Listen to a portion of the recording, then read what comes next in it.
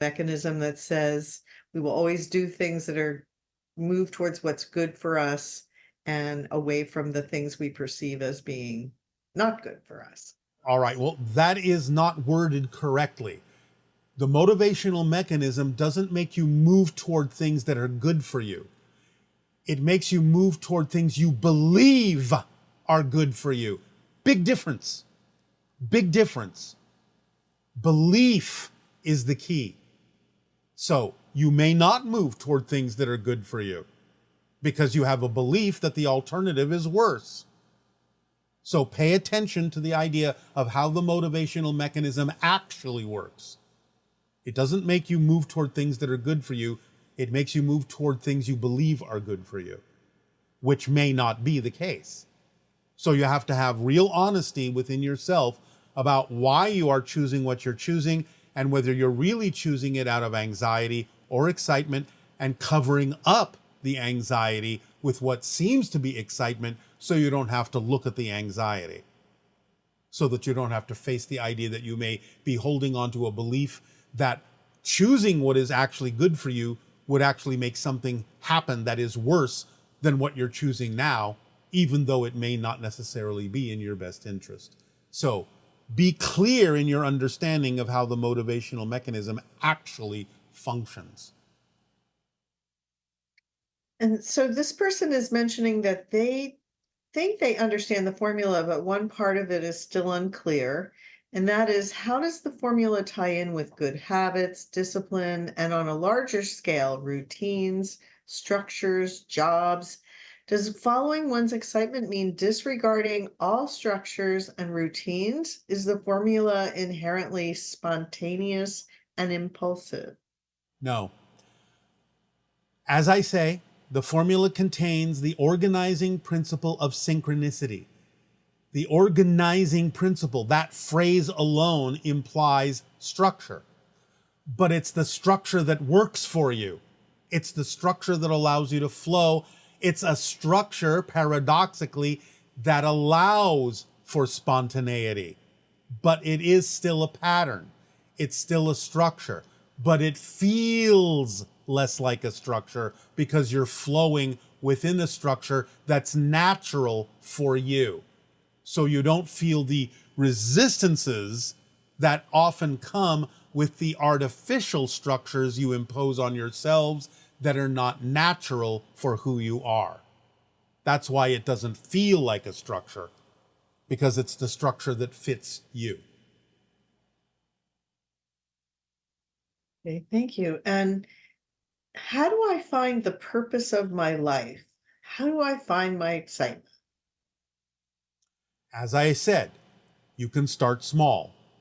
The fact that you're asking that question is a representation that you have found your excitement for that moment, because obviously it was more exciting than any other choice to ask that question. So you can do the same thing in the next moment. What's the next thing that has a little bit more excitement, curiosity, attractiveness than any other choice?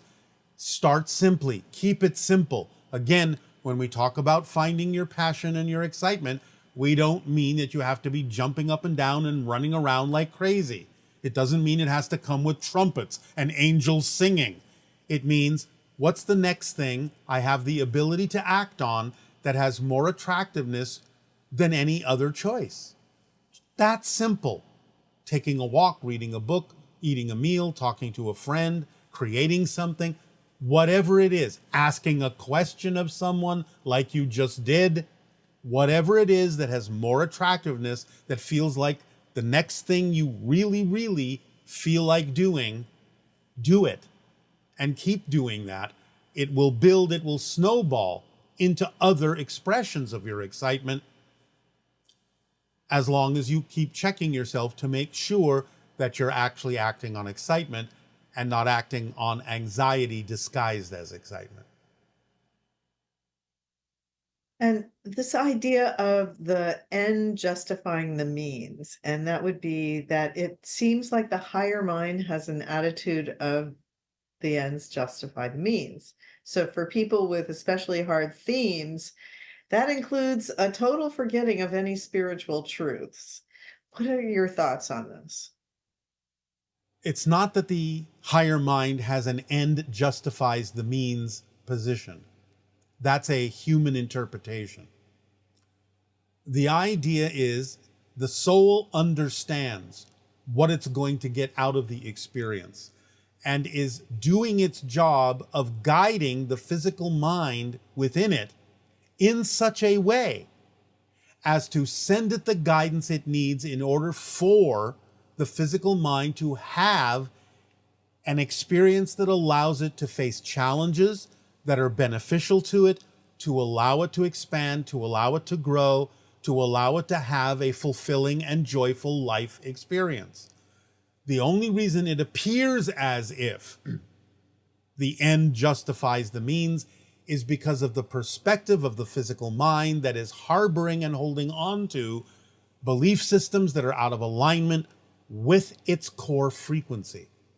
So, the idea that it seems too hard to bear, as we discussed already, comes from the linear perspective, not from the soul perspective. The soul is doing its best to send you messages of passion, but the physical mind has the ability and the free will to ignore it. And it is in ignoring that guidance from the soul that the physical mind then says, oh, this looks like the end justifies the means because I am being subjected to these horrible, torturous experiences, instead of allowing yourself to understand what we have shared with you about the formula that allows you to remain in a positive state no matter what happens, so you can always get a benefit from it. That's why that step is in there, so that you can understand how this works, so that you can experience a life of challenge in a positive way that allows you to expand and experience the benefits of facing those challenges, rather than feeling overwhelmed or feeling that the soul is somehow torturing you by putting you in a situation that's too much for you. It's not. You're putting yourself in the situation that makes it appear to be too much for you by not following the formula, by not opening up to the idea that challenges can be positive, by not feeling worthy, by forgetting who you are. That's what the soul may have chosen to start with, but it has always given you the opportunity to pay attention to what you can actually use to go through the experience from beginning to end that actually will help you learn and grow and experience a life of fulfillment and joy.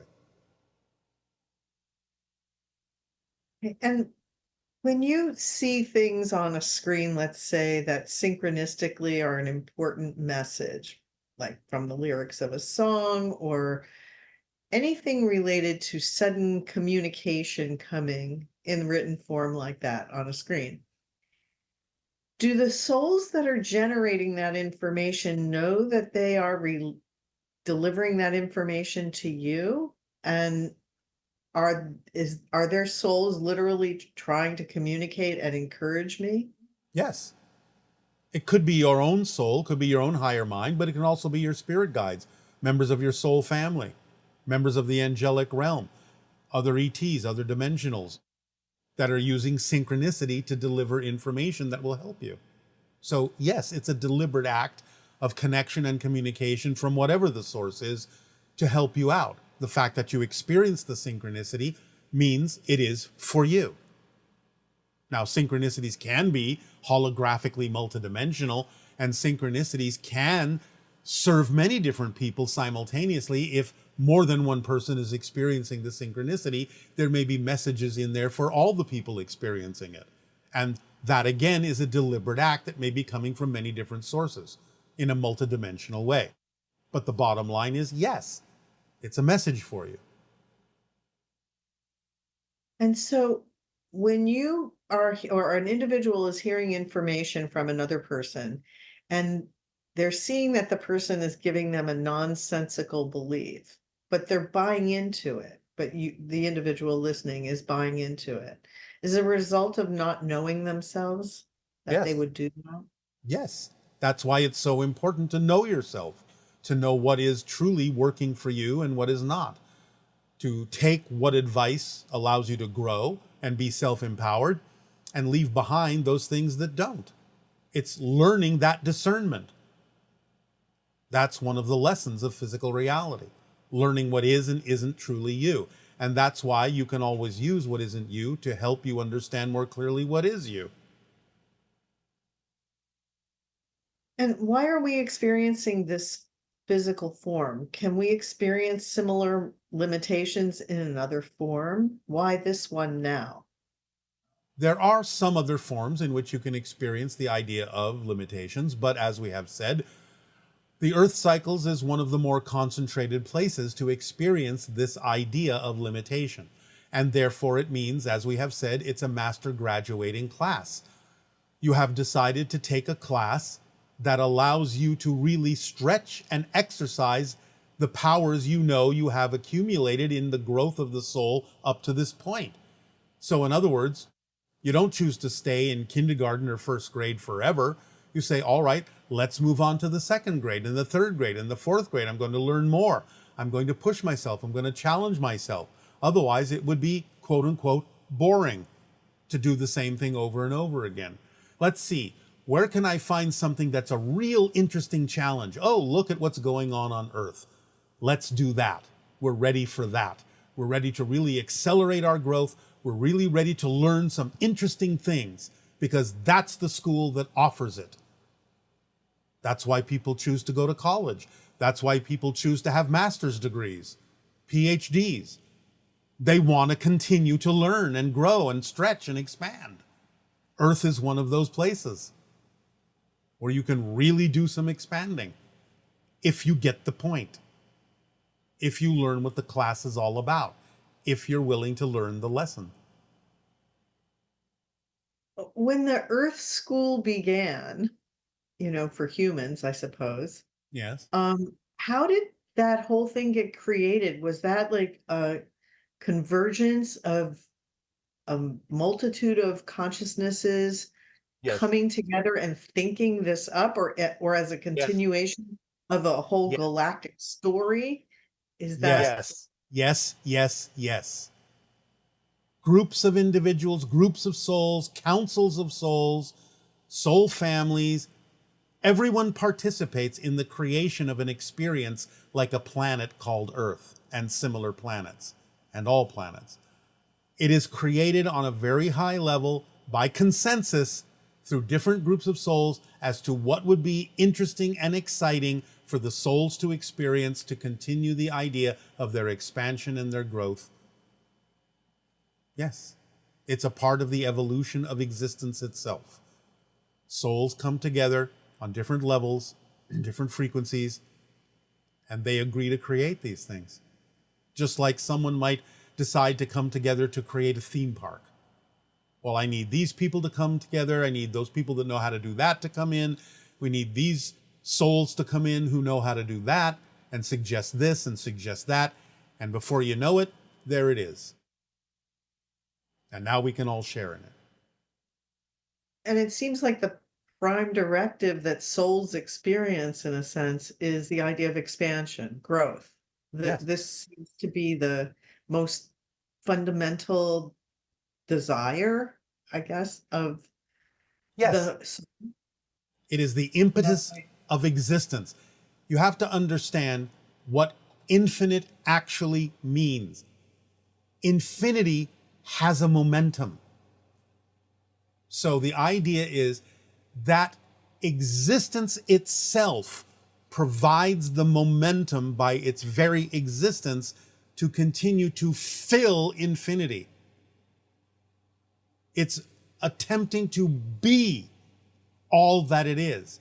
That attempt to be all that it is. It is all that is, but it also contains the attempt to be all that it is. That's the active principle. So there's the structure, and then there's the active principle. That's why you see in our family sigil the triskelion, the triangle with the spiral in it. There is the structure represented by the triangle, but there is the active principle. That's what you call the act of creation, the act of being. So that creates that sensation, that momentum, that urge, that drive, that desire to fill it all up, to fill infinity, to know yourself on every possible level, and it's infinite. So it's that drive to know yourself, to be yourself, and the act of becoming and being yourself that continues that expansion. It's And the you've nature, described in the it's the past that active nature, it's the active nature of existence. There's the structural nature of existence and the active nature of existence, what you call creation. so, like you've described in the past, I guess the idea of terraforming planets and moving planets, that level of consciousness that's capable of things that Yes. are beyond, in our minds, beyond our wildest dreams of what is possible. Well, there are levels Um, to that idea. There can be terraforming projects, as you call it, that can take a planet body, a form that already exists, and convert it through technology to something that might be more compatible to certain forms of life. That's one level of it. What we were talking about is the actual creation of an experience going from the spirit level into the physical level on a huge consensus level reality of co-creation by many different souls to actually bring the very idea of the planet into physical existence in much the same way that you bring the physical mind into existence at the center of the soul. So there is a consensus level on a greater level, again, greater than even what you typically refer to as the oversoul. That's an oversoul of oversouls of oversouls that actually comes together to create within the center of its being a physical experience that contains the experience of many souls on what you call a planet. It's a larger version, a much larger version of creating a single physical identity. It's a consensus identity within a much larger oversoul. That's what a planet is. A consensus identity of many souls within an amazingly large oversoul consciousness at the center of its being. it's amazing. Yes.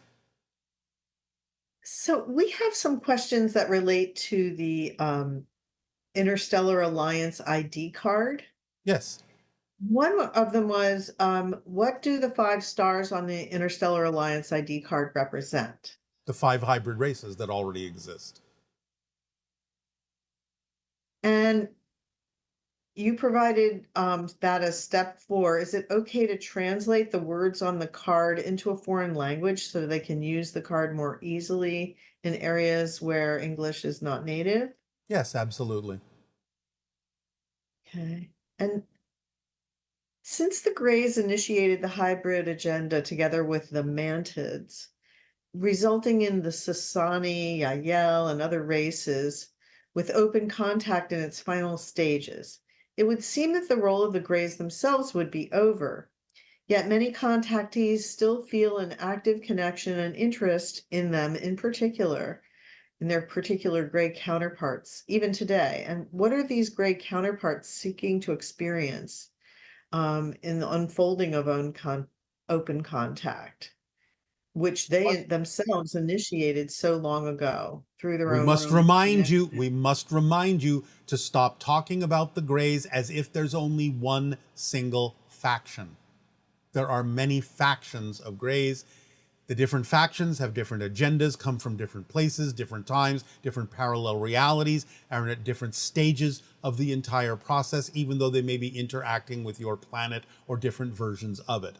So you are experiencing, based on your vibration, different stages of the idea of interactions with Greys, different points in their evolution, and therefore it depends upon what's going on in your vibration that will determine what faction of Greys you may still or not be still interacting with. That's all we can say right now about that. But don't treat the Greys as if there's only one faction that you're dealing with. Okay, and this person says they were told that reptilian beings are dangerous in the Sedona area at this time. Is No, that no, accurate? no. It is not correct. Okay. Are there a lot of misunderstandings about I guess, reptilians, and are Yes. they, As I've said are before, they, they are a certain kind of species that invokes in the limbic system of your physical brain the idea of a fight or flight response because of the nature of their vibration, because you look at them as predatory, because that's the way you relate to the idea of reptilian DNA. And therefore, humans, mammalians, have a fight or flight survival fear-based response to exposure to the reptilian vibration.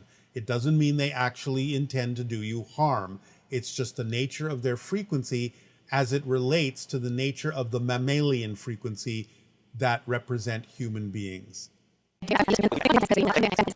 Consciousness to expand into other dimensions, other realms of spirit, other vibrational frequencies, and allow you to make genetic connections, open up the markers, the genetic markers in your system, so that they are all aligned in a way to allow you to make more connections with more awareness and more consciousness to the spirit realm, your spirit guides, your angelic team, soul family, so on and so forth, plus the consciousness of the beings, the sentient beings that surround you on earth, the animals, the trees, the elementals, so on and so forth. So they open up doorways to other forms of communication with other levels of consciousness that exist in your reality, but in general remain invisible to most of humanity who don't allow those doors to open.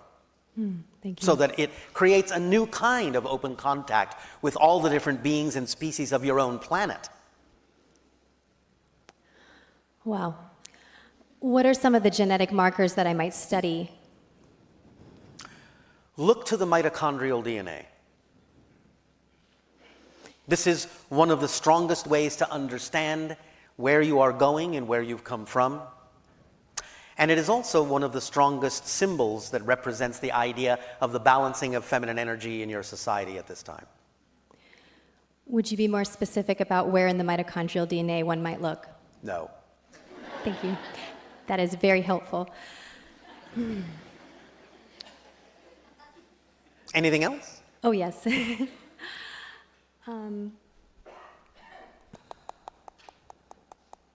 One moment. In what area will you practice? I've been having a clinical practice right now where I am responsible for holding the space and container, helping individuals prep, and then administering the medicine, specifically ketamine, because I it's am legal. asking you what location on your planet. I'm in New Orleans, and I'll be relocating to Madison, Wisconsin, to work with a nonprofit institute there. What is the name of your child? Jasmine? Another name from nature, like the hybrid children that will come to live among you. Are you planning to have another child? Yes. By the name of Madison, That would be beautiful. since that's where you're moving? Yeah? All right. Can you tell me more about my children? As I said, they are a new species. They are more genetically connected. They are more willing to remember who they are. They are more willing to remember themselves as spirits, as souls, having a human experience. So learn from them as they grow. Learn from who they are speaking with that you may not see at first, bringing through information that can be of great help and great assistance to your practice. For they have made an agreement to help you in this way. Thank you. Would you be willing to tell me more about my lineage? No. Am I a hybrid? All humans are hybridized. That's what Homo sapiens are. Remember, long ago, the Anunnaki introduced their genetic material into the natural hominid that existed and evolved on your planet to create Homo sapiens sapiens. So you are all hybridized. And you have been hybridized since then, especially those that are part of the hybridization program. Your genetics have been, shall we say, refined to allow you more ability to connect to spirit, to allow you more ability to connect to each other telepathically, emotionally, compassionately, empathetically. So continue. Again, this is one of the reasons why we give you all the formula. It helps enhance what has already been given to you genetically. It helps raise those frequencies and allows you and your genetics to operate in an optimum fashion. Is this helping you? This is very helpful. A question about that with the elements for life. Why is light not included? Which elements are you referring For to? sustaining life, air, water, sleep, and so forth? Well, because you are light, but we're Okay. talking about the idea of what helps you thrive as a physical being. I see. I was visited by a spacecraft in 2015 over the water in Palos Verdes, and I would like to know more about that encounter. Do you have any information about who visited me, the intent, and... Even though it was over the water, it was what you call a dry run. For what we have described in the last transmission about UFOs appearing just offshore over water, so that you get a chance to simply observe them at arm's length until you are comfortable. Then they will come closer. Is there an ET named Kasabian trying to make contact with me? You give the names that are resonant vibrational symbols that mean something to you, that align with you. Most don't have names as you understand them. But you can use that as a vibrational symbol if it links you to that particular entity or frequency. One moment. You are very strongly connected to Pleiadian energy, and it is probably a Pleiadian craft that you saw. Yes, that would make sense. There are some birds in the audience.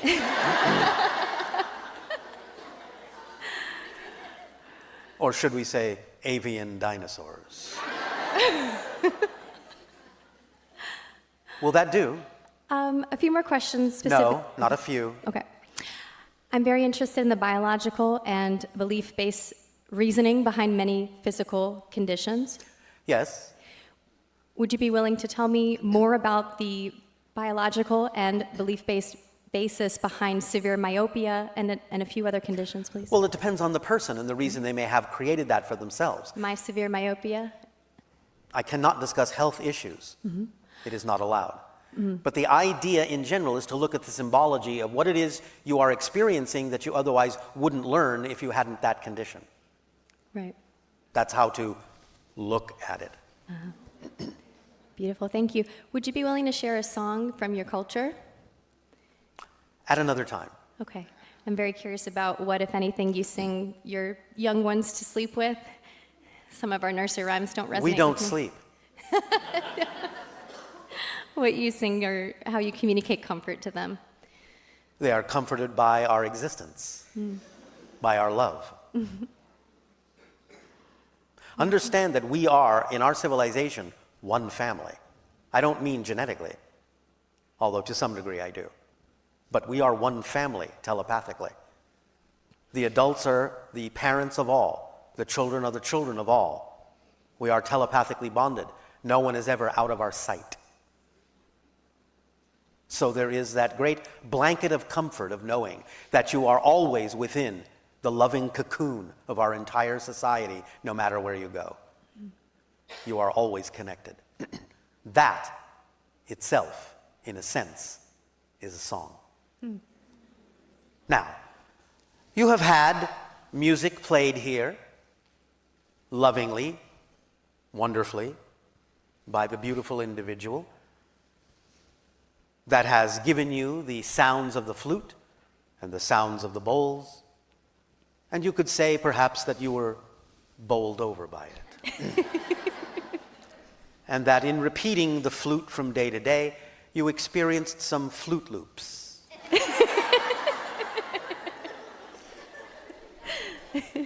In our society, we do have percussion, we do have wind instruments, and we do have string instruments. They would sound very simple to you, however, and are usually based on the idea of beats of 3. However, even though it would sound very simplistic to your ears, because we can hear more than you can, it sounds like an orchestra to us, because we can hear more notes than you can. So if that gives you some idea of the music that you would experience in our world, then there you go. Thank you so much. You are so welcome. Thank you.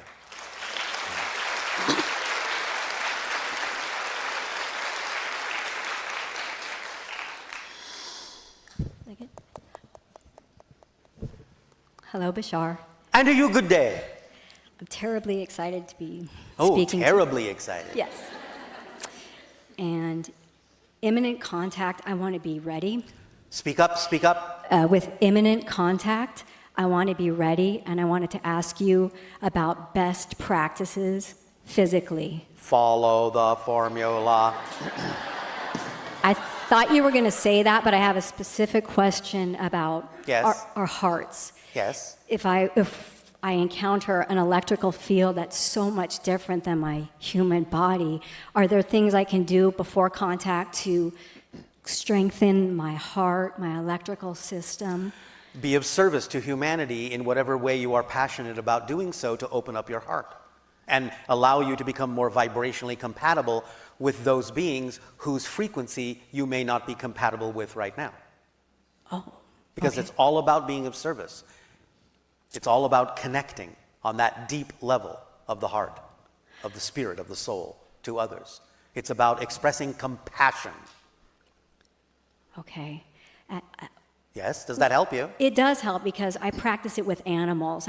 I have deer come through my field and All right. maybe raccoons, and I try to, and birds. and- Animals are a good practice. Yes. Now you can perhaps try it on humans.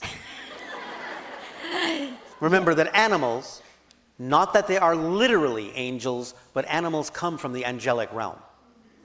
They are here to give you unconditional love, unconditional support, and unconditional reflection of whatever processes you may be going through, so that you can learn from them what you need to pay attention to within yourself. So giving them love can be reflected back to you to make sure you give yourself the same unconditional love, and to others as well, as you express your compassion in service to others in humanity. Okay, thank you. Yes. I have one more question. When I was at the end of my third pregnancy, I lived in a cabin in a remote area of the forest. And one day, what looked to be a government car drove up, and two men in suits got out and came to my door. They knocked. I answered the door, and that is all I can remember about this event. And also, I'm Rh negative. I don't know if that had something to do. Yes, it does. We will not go deeply into the idea of the Rh negative factor, though it is connected to some ancient genetics and extraterrestrial origins.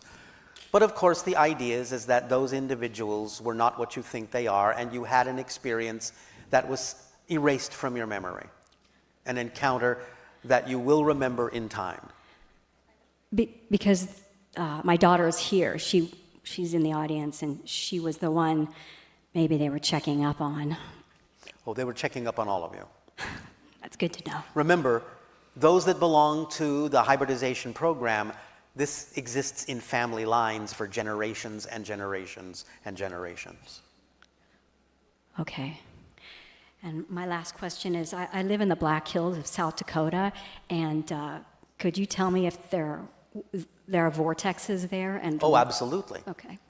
There is also a portal that leads to another dimension that has to do with Cosmic beings communicate telepathically, right? I thought you said you had an interpreter. I'm going to translate what you say. Yeah. So she tried to speak her own yeah. words in English. Yeah. Try to. Do you understand when I am about to say in Japanese? 私たちがお互いの言語を使わずに意思疎通するにはどうすればいいですか? Interpreter. Okay. That's okay. your cue. Okay. Remember, I am not speaking any language at all. Sure. The I am question simply was, sending thoughts that are translating into the language that the channel was raised to understand. Yeah. Okay, I'm going to translate that to her, but the question was, will you be able to understand what she's going to say in Japanese by telepathy? But you already answered that question right now, so I'm going to explain Some that. beings will, yes. And in the telepathic contact, you may hear them in your head in your own language. Oh, okay. But that's not what's happening here.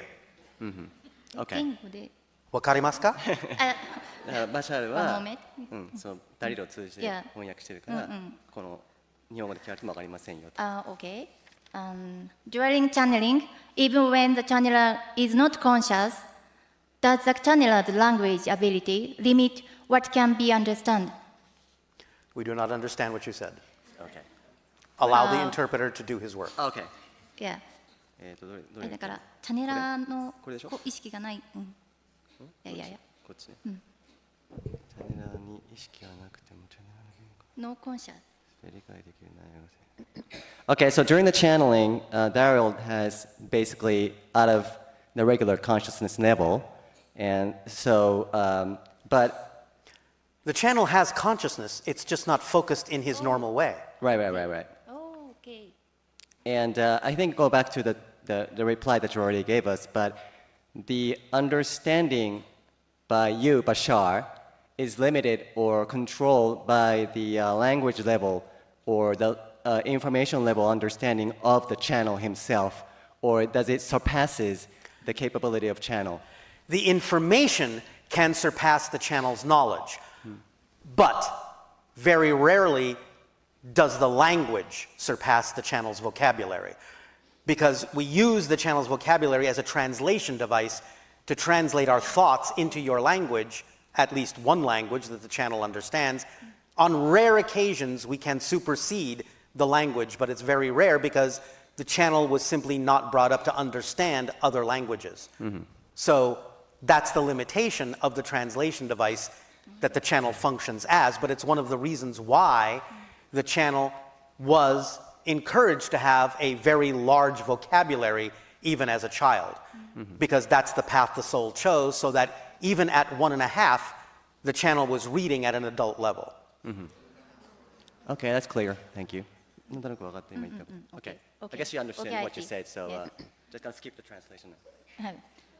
What are some important tips to remind people on Earth to communicate telepathically? Again, you have to be in love. You have to be on the same wavelength. Okay. It's love that does it. Those that are in love know what each other are thinking because you're having the same thoughts at the same time. Remember, telepathy is not reading each other's mind. It's reading your own mind, but you know you're having the same thoughts as someone else who's on the same wavelength. Okay, I see. And another question. Yes? Another question. Maybe she doesn't need my translation. Yeah. She got it. Yeah. All right. I Will that read- do? And more another question. Yes. I read the book in Japan. The book said Bashar is a star. A star is the captain of Interstellar Alliance. I do not understand what you are saying. Please use the translator. Okay. Okay. I see. All right, so she read the book in Japan, and the book said that Bashar is actually the Ashtar. No, Okay, that's what I that thought. is but- incorrect. She wanted to ask that question to make sure that you get the Yes. she get the answer from you. That is not correct. right. Okay. Yes. Will that do? Last, 大丈夫ですか? 大丈夫です。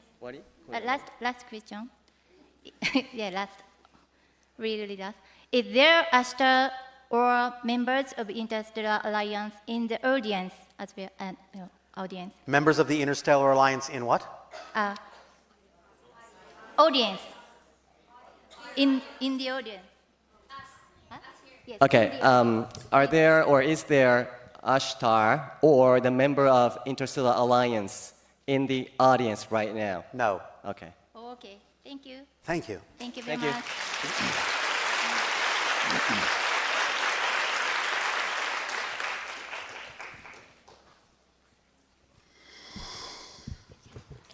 Hello, Bashar. And to you, good day. Yes. So I haven't really known you that long. It was just last March that I came here and listened to your transmission. And I've been following the formula really, really seriously and listening to a lot of your transmissions. All right. And loving it. All right. And I'm noticing in my mind that I get this like Swiss cheese mind, and I'm not sure if it's part of the evolution of my brain shifting, toxicities and or other things, and I'm wondering what your Well, what are you perception- describing as a Swiss cheese mind? That I'll have thoughts, and then all of a sudden they disappear, and I have to wait for them to come back. Yes, sometimes this can be a symptom of understanding that memory is actually created in the moment. In my civilization, we don't have a memory as you understand it. We simply know that we will know what we need to know when we need to know it, not a moment sooner, but not a moment later. Living completely and utterly in the present can simply cause that symptom to start happening until you get used to the idea that you will simply know what you need to know in perfect timing and won't need to retain it as a memory. Okay, thank you. The other thing is, am I part of the hybrid project? Yes. Okay. I'm going to give you all a little bit of a hint. That we all are, since we're here and love this. If you have found us, you are probably involved in the hybrid program in some way, shape, or form. Otherwise, we probably wouldn't be having these conversations. And do I have the hybrid children? It doesn't always mean that your genetics was used to create hybrid children, but it might mean your energy patterns were used as a kind of a template upon which to build the hybrid children. It may mean that you are involved in helping to teach the hybrid children how to acclimate to Earth society in certain ways, because you are very foreign to them and they don't understand how things work on Earth. So there may be many ways in which you may be involved in helping the hybrid children understand where they are coming to live. All right. Were my nightmares as a child part of that? Yes, Okay. because you didn't understand what was happening. Right, okay. Thank you. No, you're welcome.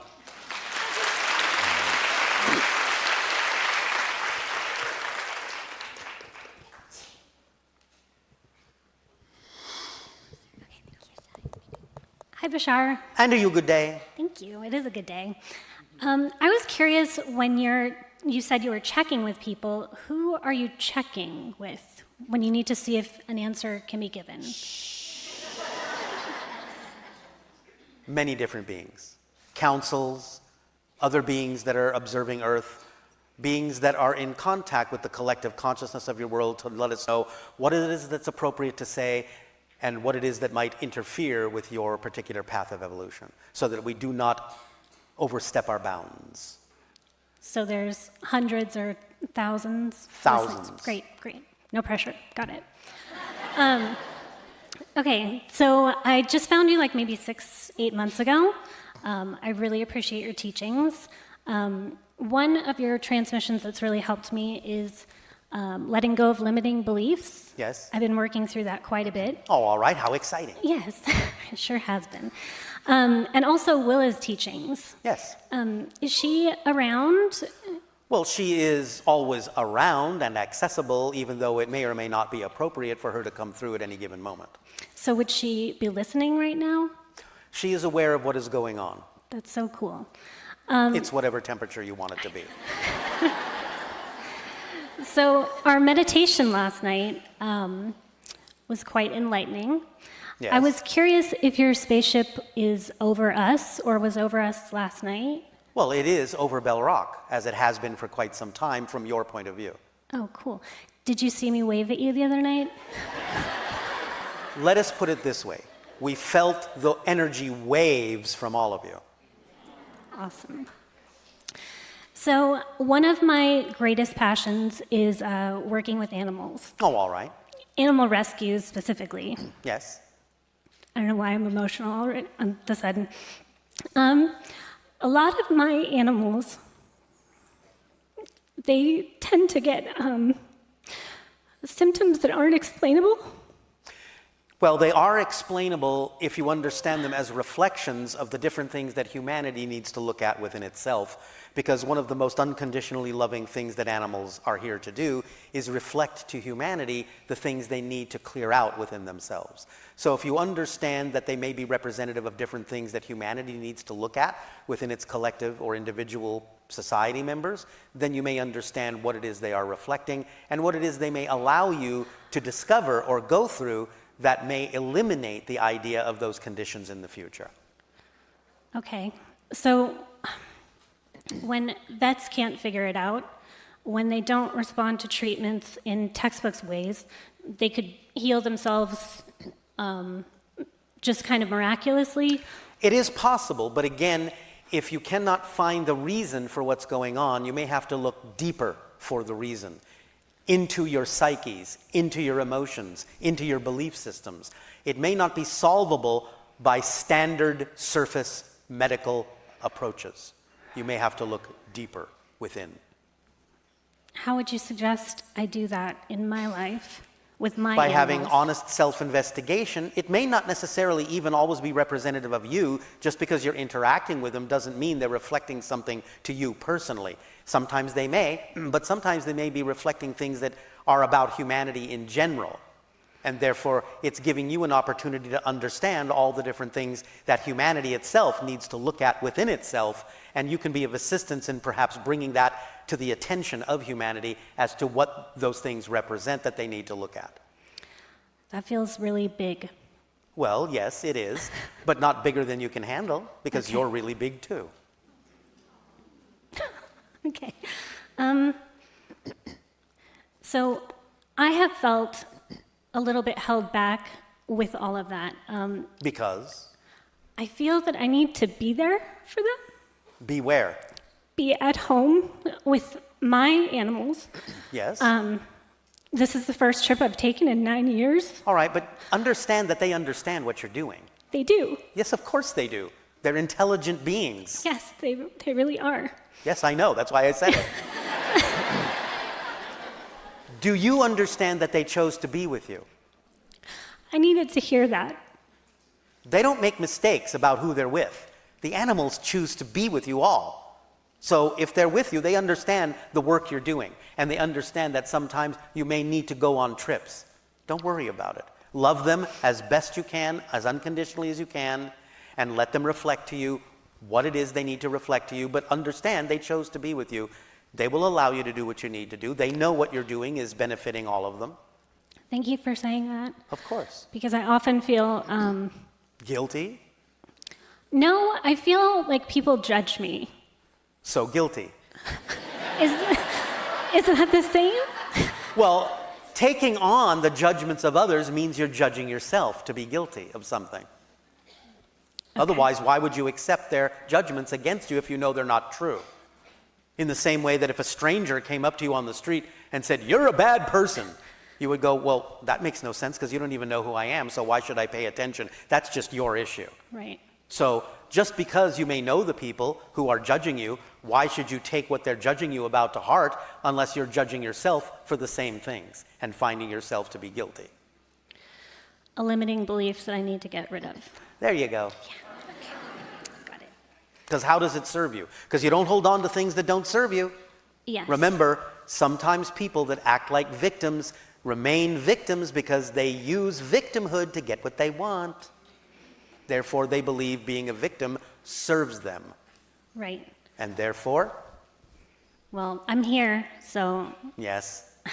But just because you're here doesn't mean you have to change. That's in your hands. right. So it's up to you to decide whether or not you have reached a point where you are sick and tired of being sick and tired. Yep. All right. May I Yes. ask a question about frequency and vibration? You may ask anything you wish. Thank you. So I Googled it, and it said that those are two different things, but I Yes. feel like in this context, those two terms are used interchangeably. It can be. It depends on the context here.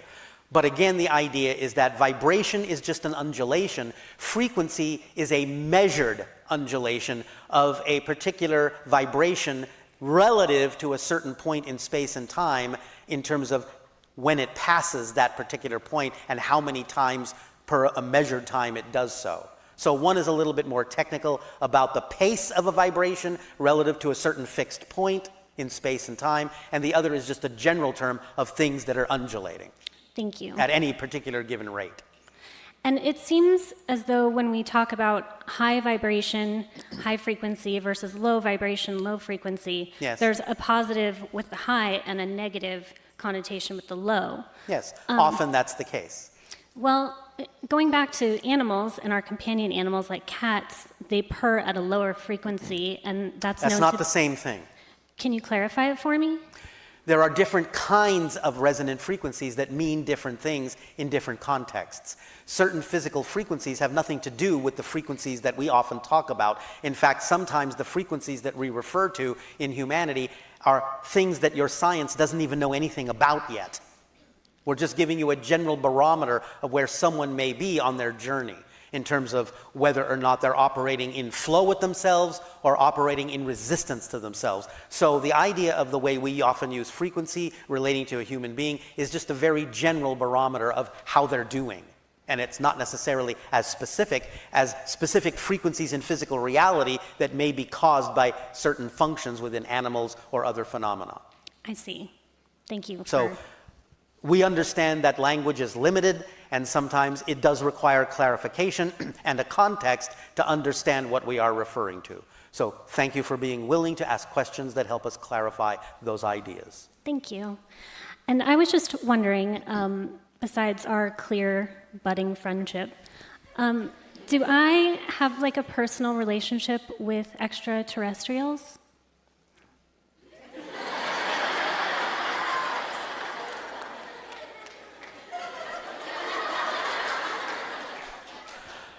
I wonder what that answer could possibly be.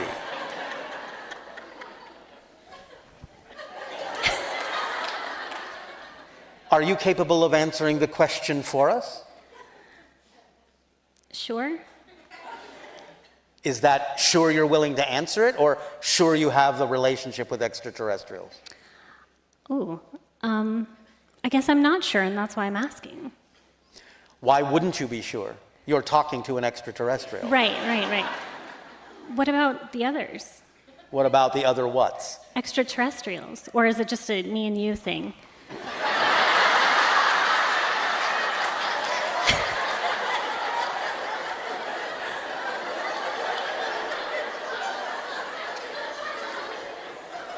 Oh, you flatterer.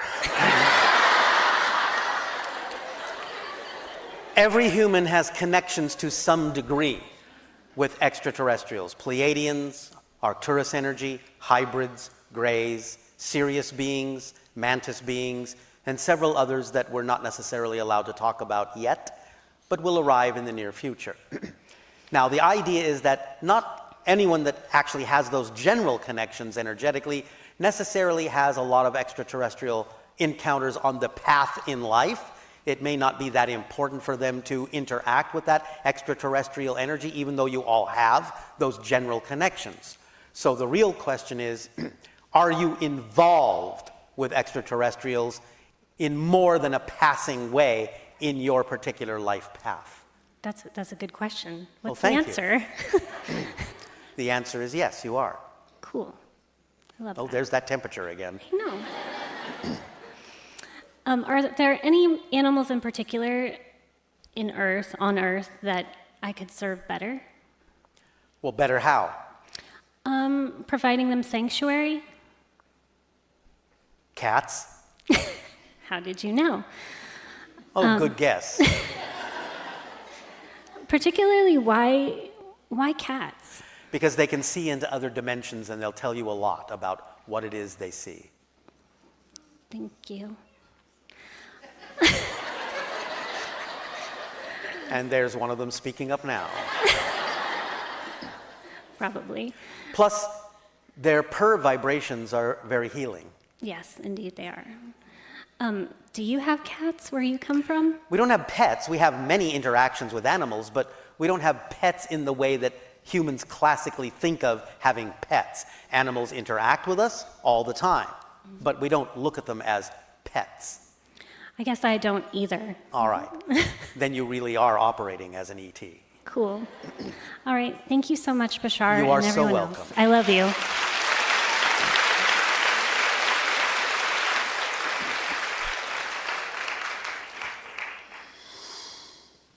Hello, Bashar. Good day, good day. I'm so excited to be here, and I'm so grateful for everybody here.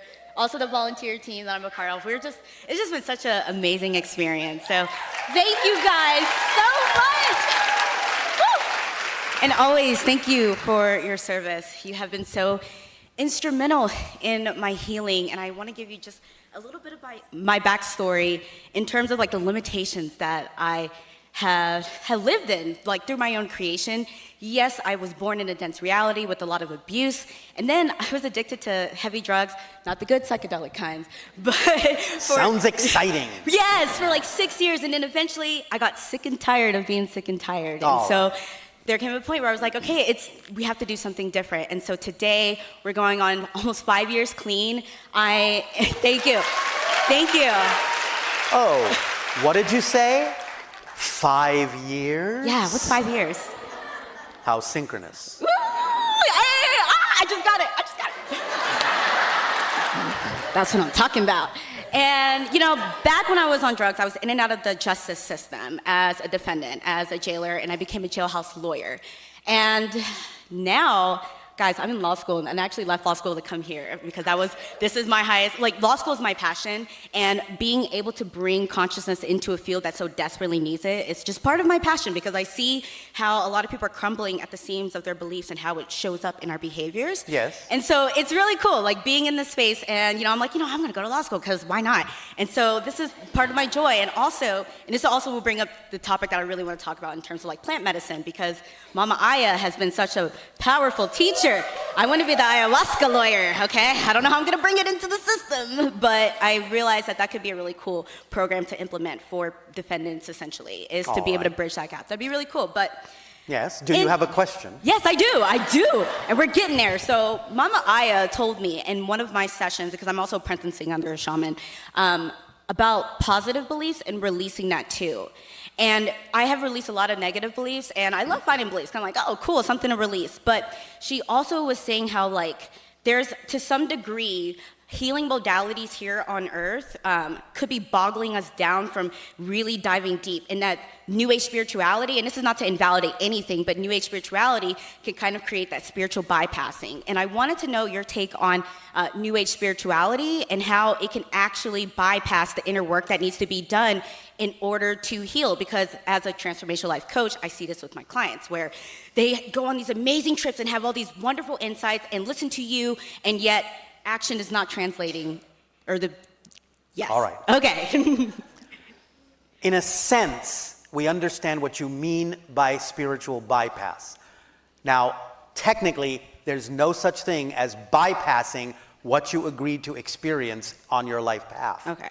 However, you can accelerate things. You can speed them up by tuning into certain spiritual concepts that allow you to function in a greater flow, to be more of yourself. And that's part of the lesson to learn as to how to experience the idea that you chose to experience on your life path.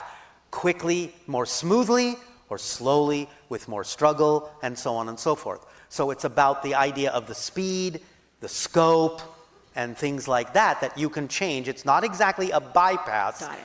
But it's learning a lesson that allows you to experience what you chose to experience in a more fluid and efficient way, to learn those lessons more fully, more quickly, so that you don't necessarily have to spend any more time than it is absolutely necessary, minimally, to spend as a physical process to allow you to experience the depth of appreciation and discovery and lesson that will allow your soul to grow. So yes, you can mitigate some of it, but you will never bypass anything. But that's what spiritual bypass actually is meant by.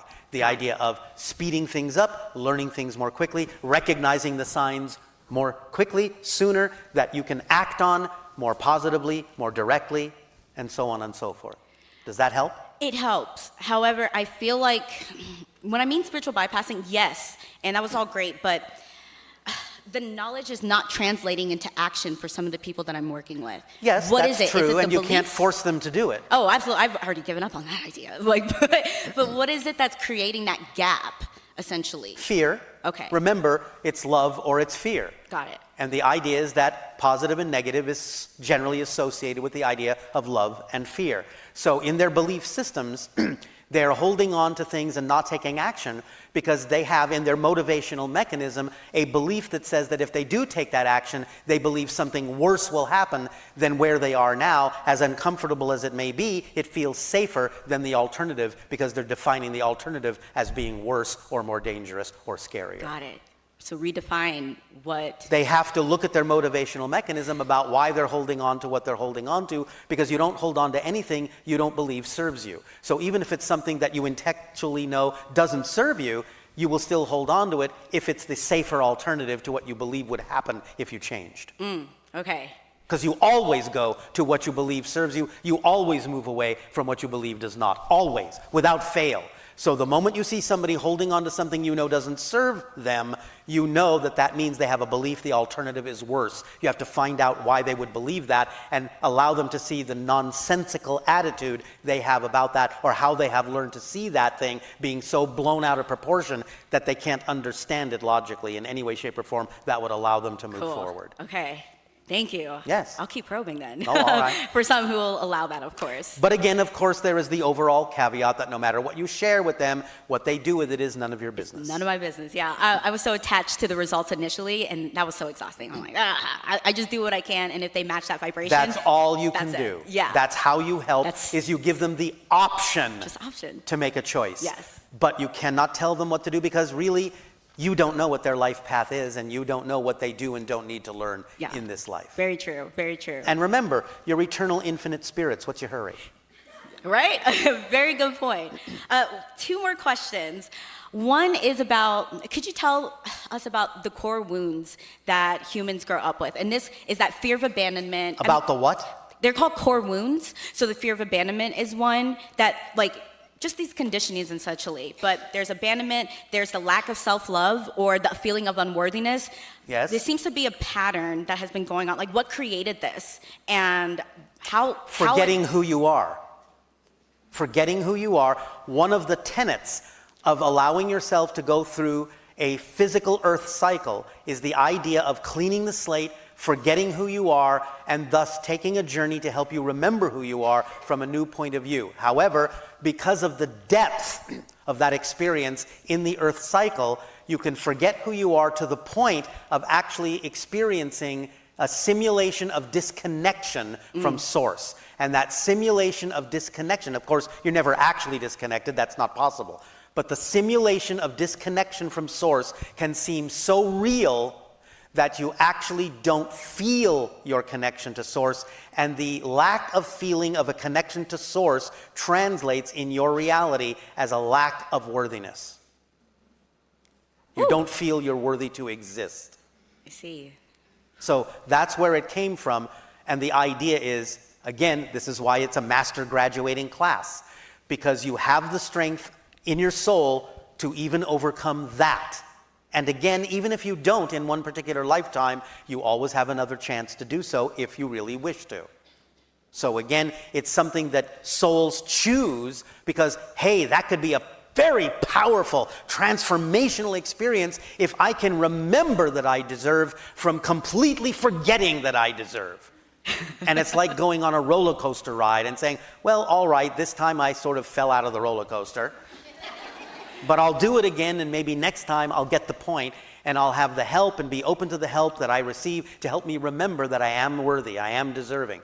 But again, souls go through this because it's exciting and it's something that can really help you grow. The degree of limitation, again, this is why we call you the masters of limitation. The degree of limitation a soul imposes upon itself is inversely proportional to the degree to which the soul will expand if it overcomes that limitation. So you choose massive limitations because it's so exciting to imagine that if you overcome it, how fast you will expand and what lessons you will learn and how fast you will accelerate. Story of my life. Like, my goodness. I love this. Thank you for that. And then the last question, okay, so it's what does Gen W and Gen Z need to know about each other to better relate to each other? I think you will ask the generations about that and not us. Okay. Sorry, girly. Well, that's it. And thank you so much. You I are love so you welcome. so much. Thank you.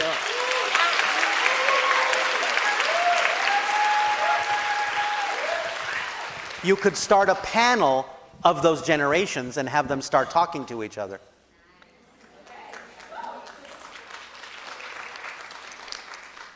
Hello, Tadeo. Nania, is it time for your holotope meditation? It certainly is. All right. Then we will disconnect momentarily and resume transmission to take you through your holotope meditation. Thank you.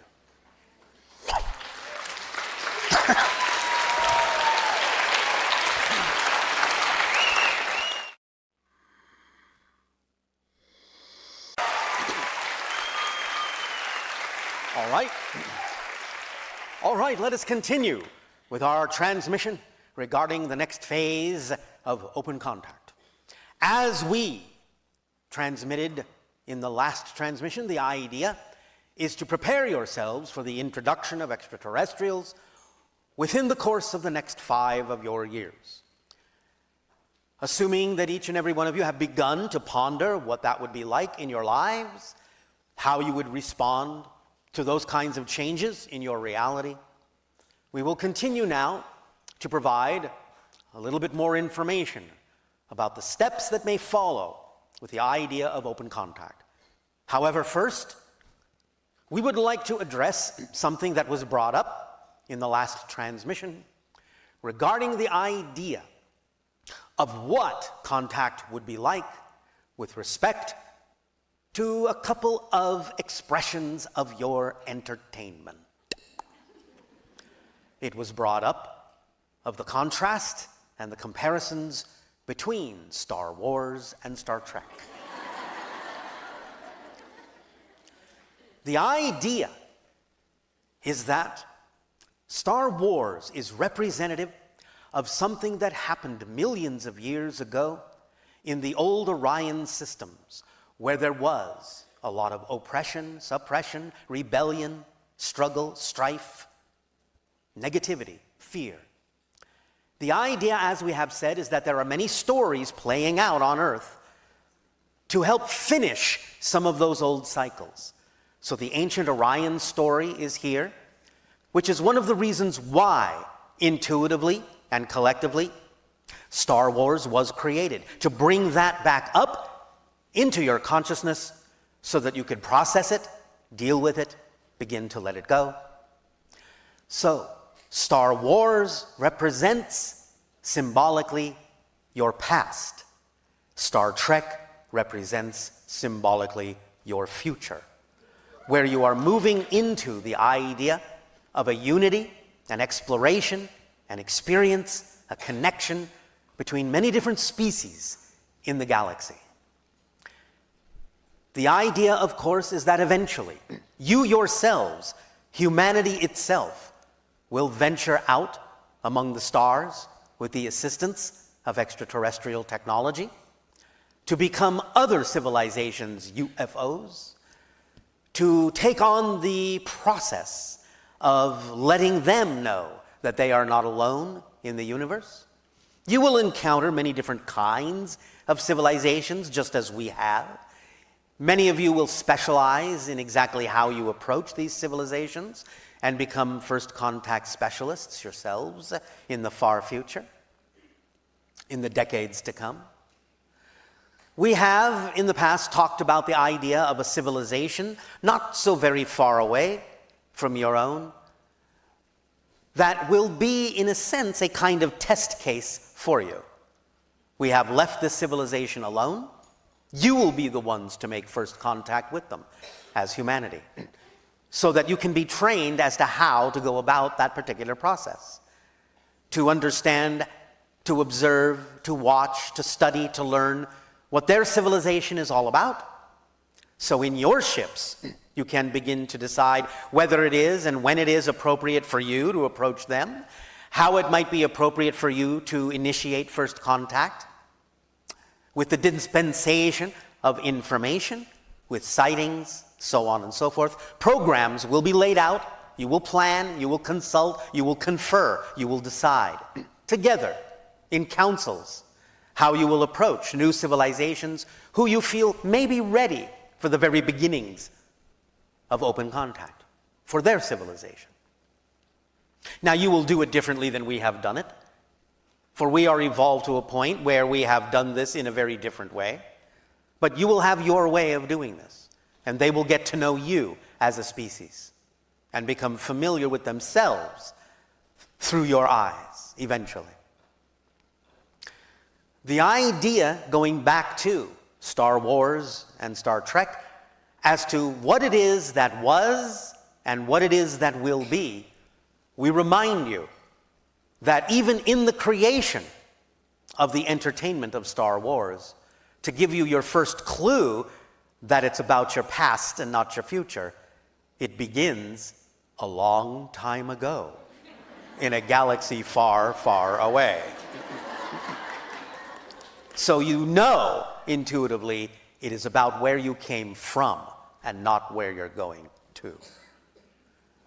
Now again, there are, as I said, many stories playing out, finishing up. The story of Atlantis, the story of the ancient Martian civilization, which many of your souls incarnated upon a long time ago.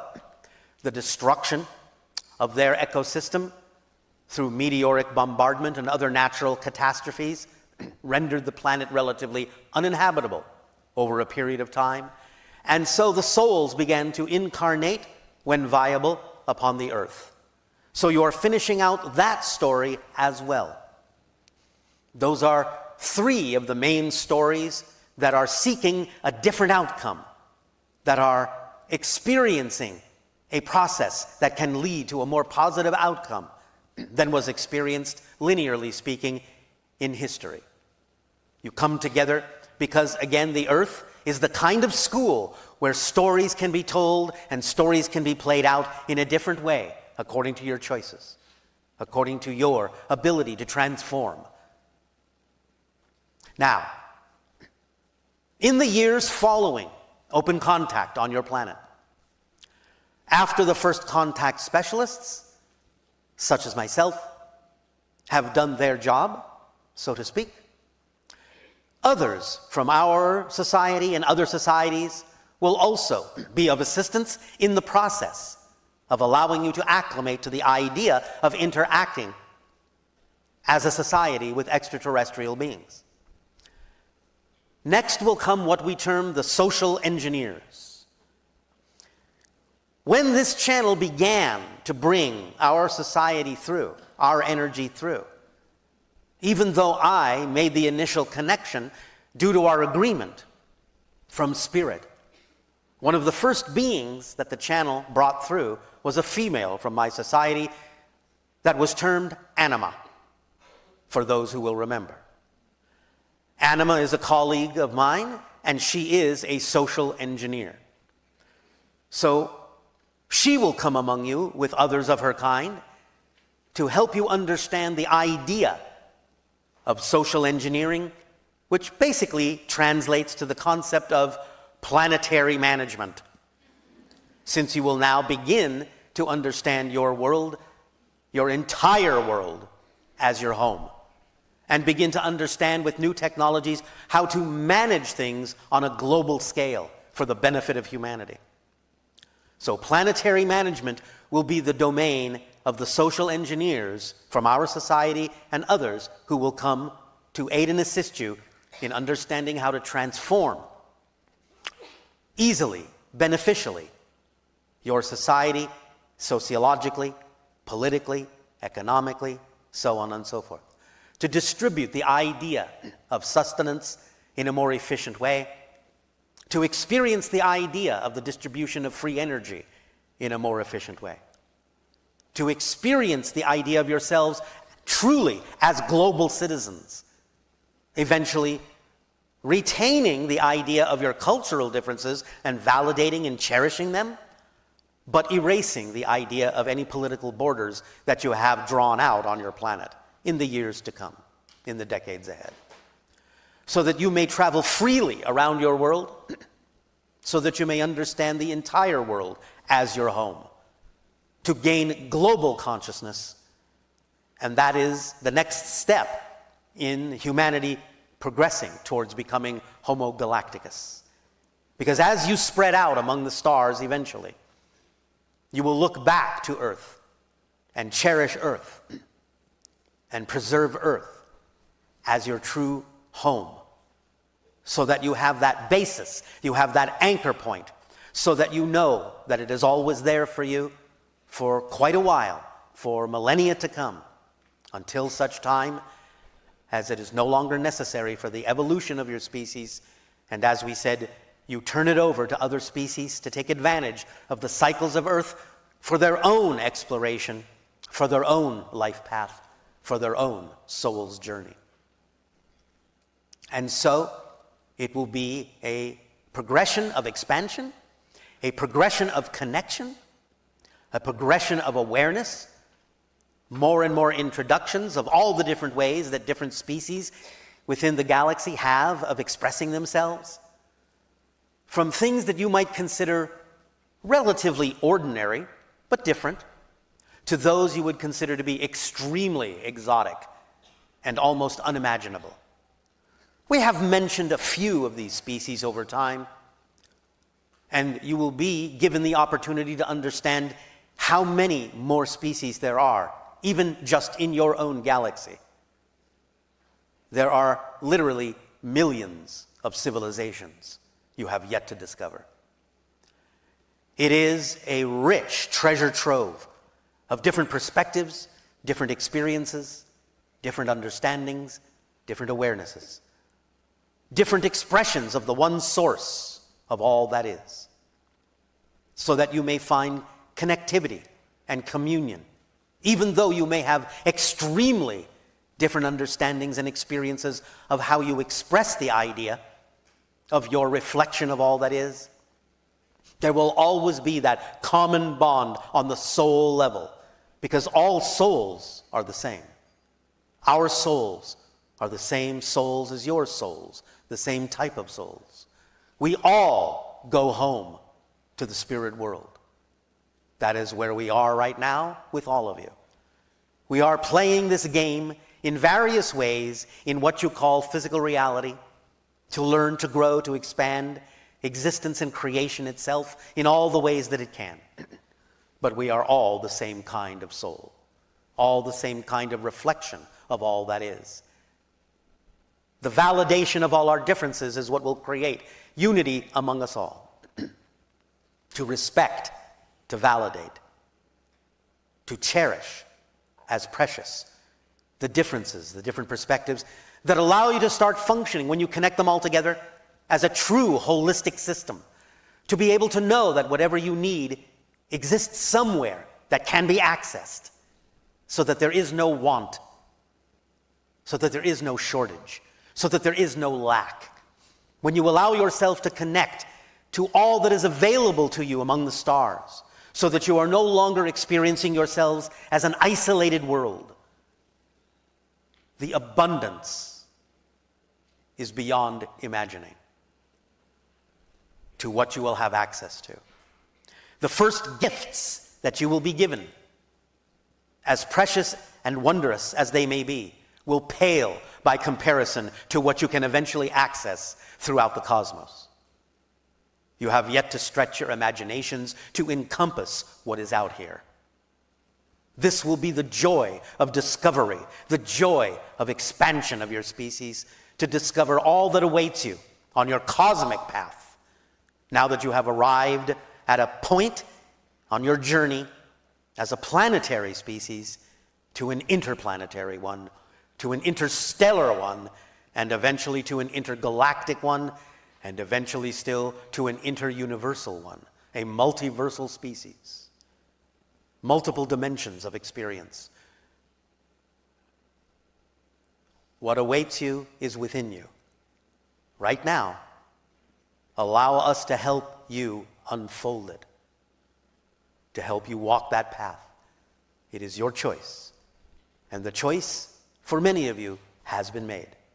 And that is why you will experience something very different in the introduction of open contact within the next 5 years. We thank you profoundly, deeply, with great appreciation and gratitude for allowing us, through you, to expand our galactic family. For you are precious to us, and we owe you a lot. In return, I ask you now, in what way may we continue to be of service to you? Please begin with your dialogues and questions, if you wish, or shall I say, if you dare.